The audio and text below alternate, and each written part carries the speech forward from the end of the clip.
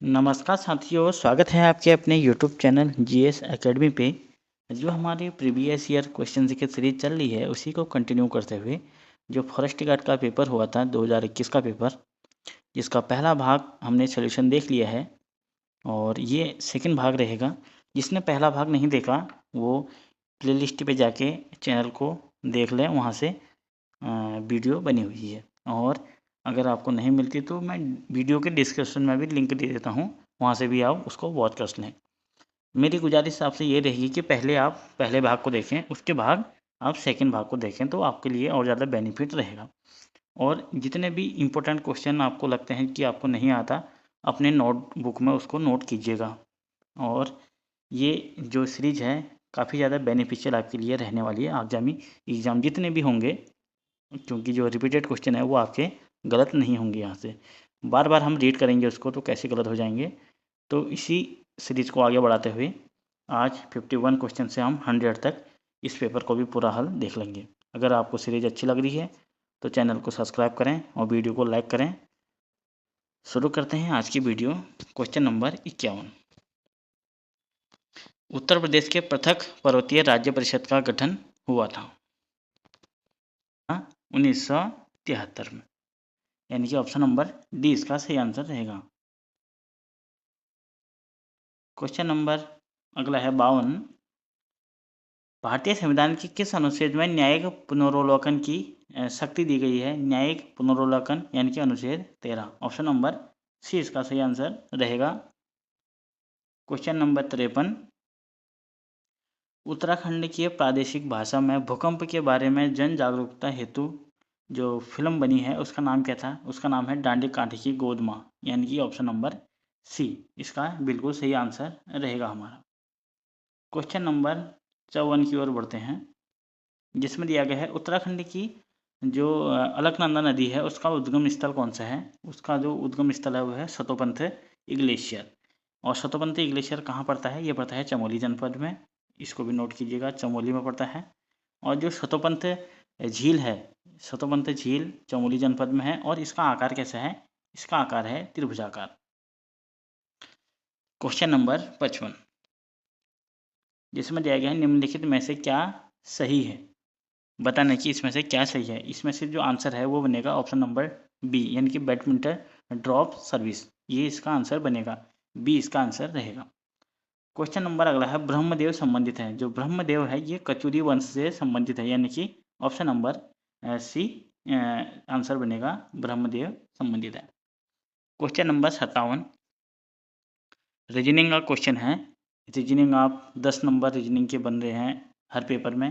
Reasoning आप बिल्कुल भी स्किप नहीं कर सकते। और इसी सिलसिले को आगे बढ़ाते हुए देखिए, जो ए को लिखा गया है वो लिखा गया है 28 और 26 लिखा गया है सी को। ऐसे हम देख लेते हैं, 28 में से 2 माइनस कर लें 26, 26 में 2 माइनस करें 24, 24 में से 2 माइनस करें यहाँ पे 22, और 22 में 2 माइनस करेंगे यहाँ पे बनेगा 20। और ऐसे ही देखें तो हम ए बी को छोड़ के यहाँ पे लिखा गया है सी, सी के बाद डी को छोड़ के लिखा गया है ई के बाद एफ को छोड़ के लिखा गया है जी के बाद एच को छोड़ के लिखा जाएगा आई,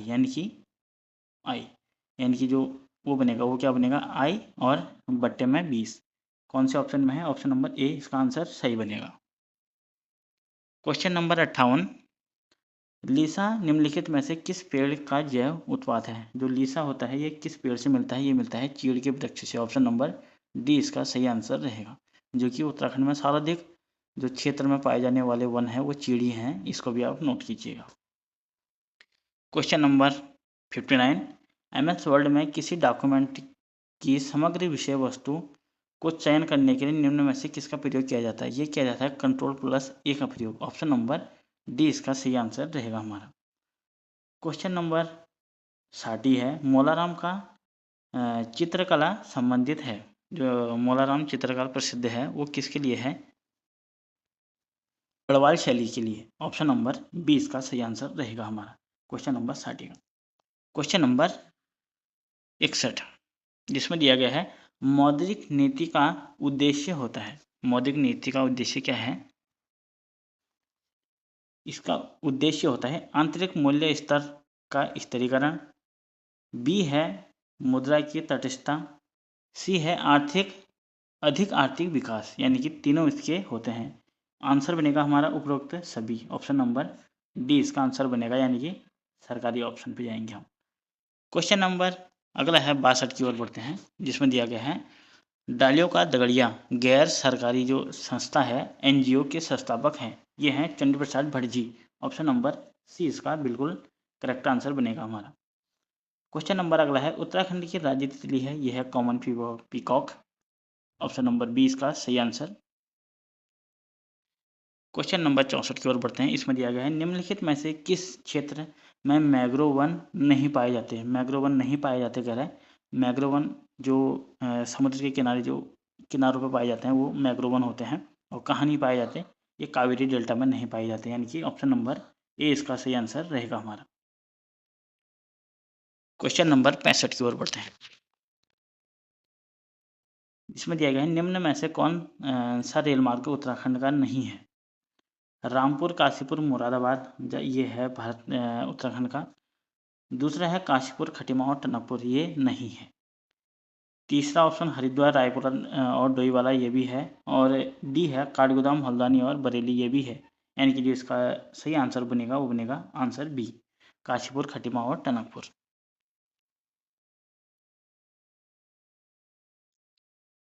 क्वेश्चन नंबर 66, जिसमें दिया गया है किस शासक ने सोमपुर महाविहार निर्माण कराया। ये कराया धर्मपाल ने। ऑप्शन नंबर डी इसका आंसर रहेगा हमारा। क्वेश्चन नंबर अगला, इसमें दिया गया है टिहरी राज्य प्रजामंडल की स्थापना कहाँ की गई थी। ये की गई थी हमारी देहरादून जनपद में। ऑप्शन नंबर बी इसका आंसर सही रहेगा। क्वेश्चन नंबर अगला है, यह है भारत में दल विहीन लोकतंत्र का सुझाव दिया था। ये किसने दिया था दल विहीन लोकतंत्र का सुझाव, ये दिया था जयप्रकाश नारायण द्वारा। ऑप्शन नंबर सी इसका सही आंसर रहेगा। और ये काफ़ी ज़्यादा इंपॉर्टेंट क्वेश्चन है, इसको आप नोट डाउन कीजिएगा अपनी नोटबुक में। क्वेश्चन नंबर 68 वाला।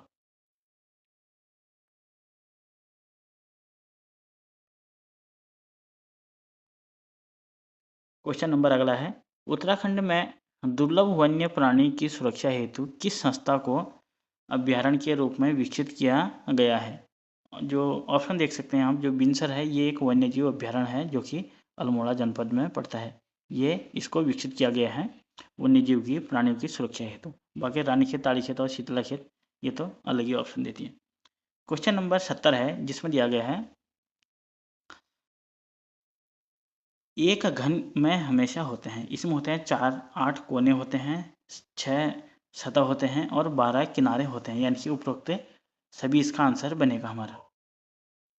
क्वेश्चन नंबर 71 की ओर बढ़ते हैं, जिसमें दिया गया है उत्तरांचल वर्तमान उत्तराखंड का निर्माण हुआ है। ये हुआ है उत्तर प्रदेश पुनर्गठन अधिनियम सन 2000 के द्वारा। ऑप्शन नंबर बी इसका आंसर सही है। क्वेश्चन नंबर अगला है 72 है, कबूतरी देवी का संबंध है। ये है एक लोकगीत, यानी कि ऑप्शन नंबर डी इसका आंसर रहेगा। लोकगीतकार है कबूतरी देवी जी, जिनको तीजनी बाई के नाम से भी जाना जाता है, जो पिथौरागढ़ जनपद से संबंधित है। पिथौरागढ़ जनपद, और तीजन बाई बोला जाता है कबूतरी देवी को। क्वेश्चन नंबर 73 की ओर बढ़ते हैं, राष्ट्रीय माध्यमिक शिक्षा अभियान का उद्देश्य है। इसका जो उद्देश्य है वो है वर्ष 2020 तक सार्वभौमिक ठहराव, ये तो है। दूसरा है सभी 14 से 18 वर्ष के बच्चों की को गुणवत्तापरक शिक्षा प्रदान करना, ये भी है। सी है दुर्गम क्षेत्र के बच्चों के लिए आवासीय विद्यालय की सुरक्षा, ये भी है। यानी कि जो इसका आंसर बनेगा वो बनेगा उपरोक्त सभी। ऑप्शन नंबर डी इसका सही आंसर रहेगा हमारा। फिर रीजनिंग का क्वेश्चन आया है और इसको भी हम देख लेते हैं। दिया गया है निम्न में से आकृतियों में से 3 किसी गुण के आधार पर समान है लेकिन एक भिन्न है, और हमें वही बताना कि कौन सा तीनों में अलग है। आप इसमें देख सकते हैं, इसमें 1 कोना 2 कोना इसमें सभी वो दिए गए हैं, इसमें भी वही है, इसमें भी वही है, जबकि इसमें अलग है। इसमें आयत के अंदर से एक त्रिभुज दिया गया है, जबकि किसी में भी त्रिभुज नहीं है। इस चीज़ में सब में 4-4 कोने हैं, इसमें 3 ही हैं, यानी कि आंसर सी बनेगा इसका। क्वेश्चन नंबर 75 की ओर बढ़ते हैं, इसमें दिया गया है केदारकांठा पर्वत जो केदारनाथ स्थापना से जुड़ा हुआ है वो स्थित है, वो है गलगाडिया नदी के स्रोत पर। ऑप्शन नंबर डी इसका आंसर रहेगा हमारा सही। क्वेश्चन नंबर 76 है, जिसमें दिया गया है उत्तरांचल जो कि वर्तमान उत्तराखंड की पहली विधानसभा चुनाव कब हुए थे। ये हुए थे सन 2002 में, यानी कि ऑप्शन नंबर ए इसका आंसर रहेगा हमारा। क्वेश्चन नंबर 77 है, फिर रीजनिंग का क्वेश्चन है। एक सेट दिया गया है और इसके समान कौन सा है, ये है हमारा ऑप्शन नंबर बी इसका आंसर सही है। क्वेश्चन नंबर 78 की ओर बढ़ते हैं, जिसमें दिया गया है इंस्टीट्यूट ऑफ पब्लिक इंटरप्राइजेज स्थित है। ये कहाँ स्थित है, ये है हैदराबाद में। ऑप्शन नंबर सी इसका सही आंसर रहेगा हमारा। क्वेश्चन नंबर अगला है, यह रेगुर मिट्टी का दूसरा नाम क्या है। जो काली मिट्टी को रेगुर मिट्टी भी बोला जाता है। ऑप्शन नंबर डी इसका सही आंसर रहेगा। क्वेश्चन नंबर अगला है 80, इबादत खाना की स्थापना की गई है, ये की गई है फतेहपुर सीकरी में। ऑप्शन नंबर बी इसका बिल्कुल सही आंसर रहेगा। क्वेश्चन नंबर 81 की ओर बढ़ते हैं, जिसमें दिया गया है भारतीय संविधान के किस अनुच्छेद में स्वतंत्रता का अधिकार वर्णित है। जो स्वतंत्रता का अधिकार है अनुच्छेद 19 में वर्णित है। ऑप्शन नंबर बी इसका सही आंसर रहेगा हमारा। क्वेश्चन नंबर अगला है, ढालीपुर जल विद्युत परियोजना स्थित है। जो ढालीपुर जल विद्युत परियोजना है ये है यमुना नहर पर, यानी कि ऑप्शन नंबर सी इसका सही आंसर रहेगा।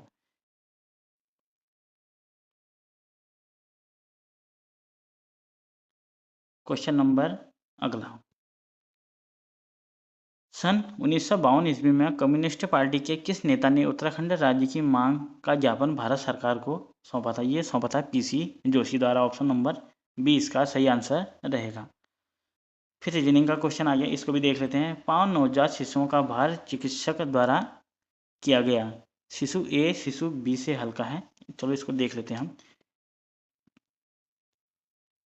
शिशु बी जो है शिशु ए से हल्का है। दिया गया है शिशु ए शिशु बी से हल्का है, यानी कि बी भारी है और सी हल्का है, यानी कि ऐसा हो जाएगा। फिर दिया गया है शिशु सी शिशु डी से हल्का है, यानी कि शिशु सी किससे हल्का है, यानी कि डी बड़ा हो गया। फिर तीसरा दिया गया है इंस्ट्रक्शन, शिशु जो बी है वो शिशु डी से हल्का है लेकिन ई से भारी है। अब यहाँ पे हम वो बना देते हैं, जो शिशु बी है यानी कि जो बी है वो डी से हल्का है, यानी कि डी भारी हो गया, और जो और ई से हल्का है यानी कि भारी कौन हो जाएगा, यानी कि बी बड़ा हो जाएगा, यानी कि यहाँ पे लिख देते हैं हम ई। अब हमें बताना है कि सबसे भारी कौन है। अब सीक्वेंस में लग रहा है बता, यानी कि यहाँ पे देख लो बी बड़ा है और यहाँ पे डी बड़ा है, यानी कि आंसर बनेगा डी, यानी कि जो सबसे भारी शिशु है वो है सी। क्वेश्चन नंबर 85, प्रधानमंत्री जीवन ज्योति बीमा योजना के लिए भुगतान योग्य प्रीमियम है वो है 330 रुपये प्रति वर्ष। ऑप्शन नंबर डी इसका सही आंसर रहेगा। क्वेश्चन नंबर अगला है, ब्रह्मपुत्र नदी निकलती है, ब्रह्मपुत्र जो नदी है वो निकलती है चेमडुंग ग्लेशियर से। ऑप्शन नंबर ए इसका आंसर रहेगा हमारा। क्वेश्चन नंबर 87, क्वेश्चन नंबर अगला है, महाबलीपुरम के रथ मंदिरों का निर्माण किया है। जो महाबलीपुरम के रथ मंदिरों का निर्माण किया था वो किया था नरसिंहवर्मन प्रथम द्वारा। ऑप्शन नंबर डी इसका आंसर रहेगा, नरसिंहवर्मन प्रथम, यानी कि महाबलीपुरम के रथ मंदिरों का। क्वेश्चन नंबर 88 है, संयुक्त राष्ट्र संघ के प्रतीक चिन्ह में दर्शाए गए पत्तियों से संबंधित है वो है जैतून की पत्तियां।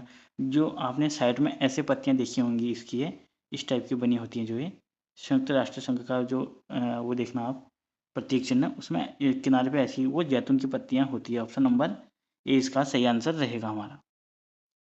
क्वेश्चन नंबर 89 है, निम्नलिखित में से कौन सा पक्षी अब लुप्त प्राय है।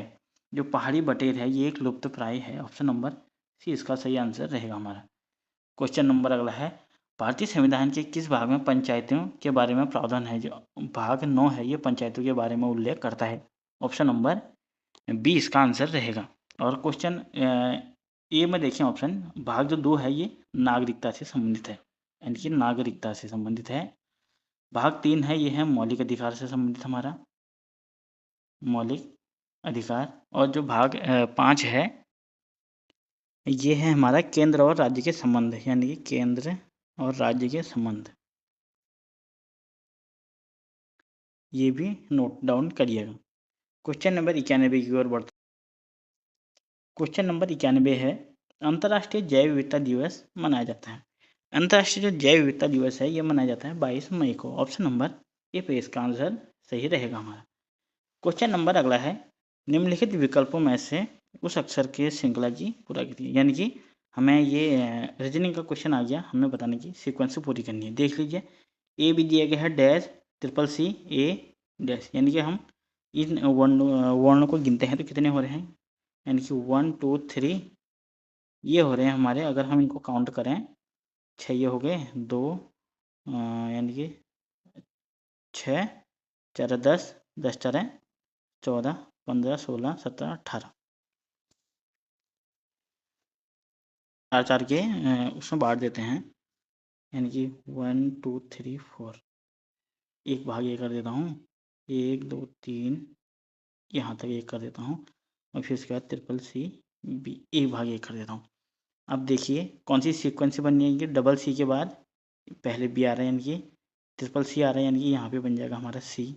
और यहाँ पे देखिए ट्रिपल सी के बाद डबल बी है, यानी कि 3 सी आ रहे हैं, यहाँ पे बनेगा हमारा बी। और पहले पे देखें 3 सी बन रहे हैं, यानी कि 2 बी भी बन रहे हैं, यानी कि यहाँ पे आएगा बी। और यहाँ की ए के बाद बी आ रहा है, ये देखिए यहाँ पे देखिए आप ए के बाद बी। कौन सी सीक्वेंस बैठ रही है आपको सिर्फ इन क्वेश्चनों में ये बताना है। हमारी सीक्वेंस क्या बैठ रही है इसमें, बी बी और ये यहाँ पे क्या है ट्रिपल सी के बाद, यानी कि ट्रिपल सी के बाद ए बैठेगा, यहाँ पे माफ़ कीजिएगा, यहाँ पे ए रहेगा, ए और सी, ये हमारी सीक्वेंस बैठेगी, यानी कि डबल बी और ए। किस ऑप्शन में है, डबल बी और ए सी, ऑप्शन नंबर बी इसका आंसर रहेगा हमारा। क्वेश्चन नंबर अगला है, ISP का पूर्ण रूप क्या है। ISP का पूर्ण रूप है internet service provider, option number A इसका आंसर सही है। क्वेश्चन नंबर अगला है, भारत में GST परिषद के अध्यक्ष हैं, वो होते हैं वित्त मंत्री, ऑप्शन नंबर सी इसका सही आंसर रहेगा हमारा। क्वेश्चन नंबर 95 की ओर बढ़ते हैं, जिसमें दिया गया है, निम्नलिखित में से एक समूह नृत्य है। जो चांचरी और झोड़ा है ये एक सामूहिक नृत्य गीत होता है, यानी कि ऑप्शन नंबर डी इसका आंसर बनेगा, बी और सी दोनों। क्वेश्चन नंबर 96 है, अंग्रेजों द्वारा उत्तराखंड में चाय का बीज मंगवाया गया था, ये मंगवाया गया था चाइना से, ऑप्शन नंबर सी इसका आंसर, ना माफ कीजिएगा, ए इसका आंसर रहेगा। क्वेश्चन नंबर 97, हिमालय पर्वत उदाहरण है। जो हिमालय है ये एक वलित पर्वत का उदाहरण है, यानी कि ऑप्शन नंबर ए इसका आंसर सही है। क्वेश्चन नंबर 98 की ओर बढ़ते हैं, जिसमें दिया गया है, कुमाऊं परिषद के प्रथम अधिवेशन की अध्यक्षता किसने की थी, वो की गई थी Jaydatt Joshi, option number A इसका सही आंसर रहेगा। और ये अधिवेशन कहाँ हुआ था, प्रथम अधिवेशन ये हुआ था अल्मोड़ा में, इसको भी आप नोट डाउन करिएगा। क्वेश्चन नंबर 99, जिसमें दिया गया है, वर्ष 1916 ईस्वी में भारतीय राष्ट्रीय कांग्रेस के लखनऊ सत्र की अध्यक्षता किसने की थी। जो लखनऊ अधिवेशन हुआ था 1916 में, इसकी अध्यक्षता की थी अंबिका चरण मजुमदार ने, ऑप्शन नंबर बी इसका सही आंसर रहेगा। और अब वीडियो का अंतिम क्वेश्चन 100 वाला क्वेश्चन, ये वीडियो हमारी आपका जो वन आरक्षी का पेपर हुआ था ये हमने कंप्लीट कर लिया है। 100वां क्वेश्चन है, निम्नलिखित में से झंगोरा फसल है। जो झंगोरा है ये एक खरीफ की फसल है, ऑप्शन नंबर ए इसका सही आंसर रहेगा हमारा। तो ये वन आरक्षी का पेपर हमारा कंप्लीट हो चुका है। अगर जिस को भी इसकी PDF चाहिए वो टेलीग्राम चैनल पे मैं इसको डाल दूंगा, वहाँ से आप वहाँ से कलेक्ट कर लीजिएगा। तो वीडियो कैसी लगी ज़रूर बताएं, अगर अच्छी लग रही है तो चैनल को सब्सक्राइब करें और वीडियो को लाइक करें और ज़्यादा से ज़्यादा सपोर्ट करें चैनल को। धन्यवाद, thank you for watching, see you next time. और हमारी एक जो कुमाऊनी और गढ़वाली लोकोक्ति की सीरीज आ रही है उसको भी आप फॉलो कीजिए, वहाँ से भी आपके डेफिनेटली क्वेश्चन बनेंगे। धन्यवाद।